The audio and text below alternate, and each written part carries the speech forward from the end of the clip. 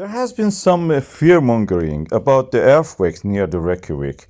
This is the Brennisteinsfjalla volcanic system, and people have called it earthquake swarms.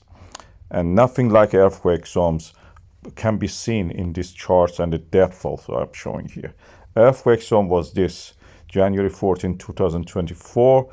Earthquakes picked up hundreds, near 1,000 almost, earthquakes happened, and then at the depth we could see that it has risen earthquakes level to the near the ground, and we had eruption.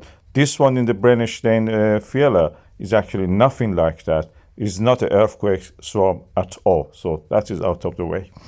Earth inside is hot. It's not molten, but it's rock, and the inner core is liquid iron, of course. The mantle is made of a rock which is solid, but it creeps under the heat. But because it's under pressure, it cannot really melt. But it has convection cell through the creeping, and when it reaches the surface, it actually can break apart the earth crust like eggshells. By thinning the earth crust, the mantle rises, pressure reduced, melts, forms magma, and the magma can erupt then. This is the reason Eurasian plate and North American plate are separating from each other. When we see the pattern of earthquakes created by this movement, we see that in this case, they're moving from the west toward the east. This is transferring movement from one volcanic system to another. In this case, from the Elfdorp volcanic system to the next one toward the east. And then after that, all of it is transferred. Doesn't mean all erupt at the same time.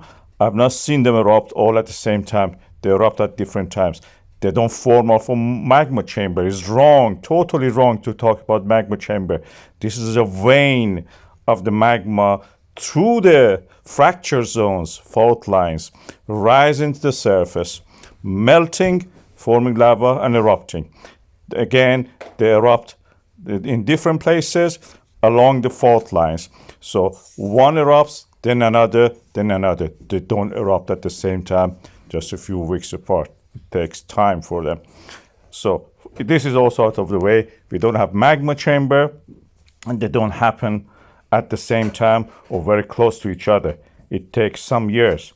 Brennisteinsfjalla actually was one of the first volcanic systems humans have been able to observe in the Iceland. We have been witnessing this. The earthquakes there we are seeing now at the depth of 5 to 6 kilometers to 4.5 kilometers are just tectonic. They are due to the transfer of movement from the Hagafell Grindavik system toward the east.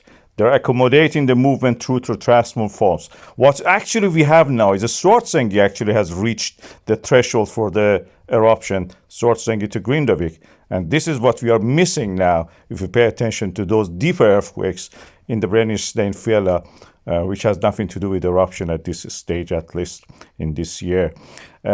This one in the Grindavik, Svartsengi, Blue Lagoon, and Hagafell and Sundunka may erupt soon, probably in the next few weeks. That's the one to watch.